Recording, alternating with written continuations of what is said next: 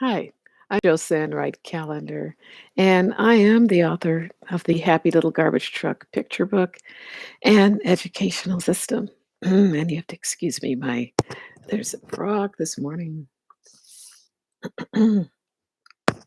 What we have been talking about is building a positive, hopeful mindset for the last several weeks. Well, now we're getting into some actual strategies that we can use to help a child structure their learning so that they can have a better outcome in school. So all of the encouragement that we've been talking about, hopefulness, all of these things, goal setting, they need to be um, implemented, and the child needs to see how all of these things actually create an environment for them to work harder to get to their goals. So, what I thought I'd do is talk about some strategies. Now, these have come from my actual experiences working with children in the virtual world, but I think that they have an in school, in class application. The first one at the top of my list is find an appropriate place for the child to learn. And I know as a teacher or, if you're an educator, this might seem as though it's the domain of the parent. Excuse me. However, I know as an educator that we can encourage students to do some searching. One child had a really noisy background. I guess it's parents talking loudly. And as I'm, pardon me, subbing for individuals, I don't necessarily have contact with the parent, but I'm working on that. But in the moment, I noticed that this was a very loud environment. And so I asked the child, could they find a different place to work that's quieter? And, one child just shook her head and said, "This is it." And so we kind of just worked through it, and she would put me on mute because she knew that it was a lot of noise. But I told her, "I really needed to hear your voice," I said. So, like I said, we worked through it. Sometimes it's not possible depending on the environment. Might be a one-bedroom apartment, and this is the living room, kitchen are the common areas where the child has to work. So, it's something that, can be remedied, though. I had one child who actually found a closet, and he made that his virtual classroom setting.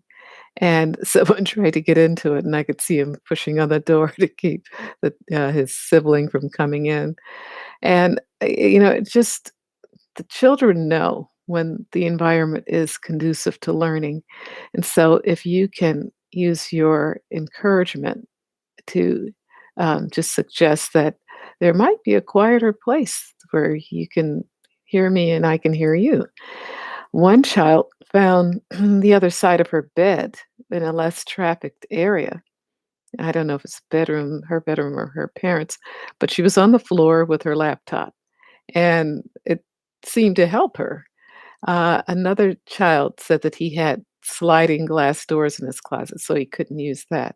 But he happened to find a place, and he told me when he got to his quiet place that his uh, cousin-in-law or someone was visiting and was tickling him on his feet and, touching him, just trying to make him laugh in the middle of the lesson.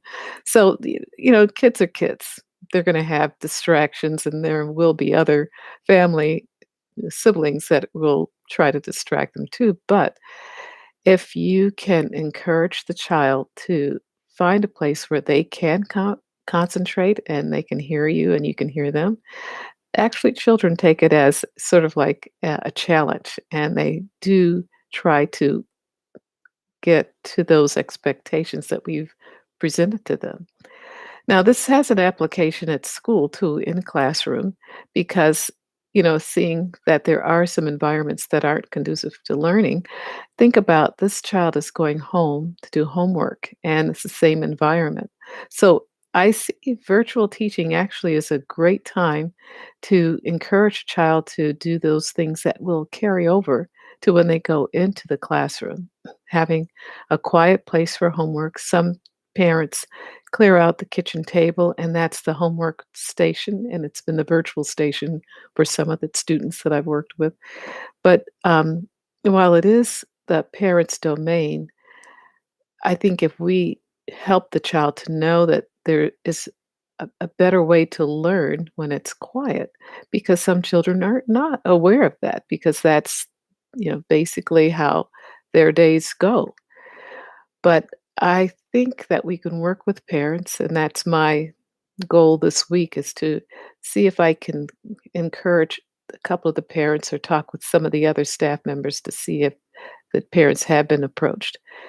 And then the second part is having the children realize that they can find a quiet place too.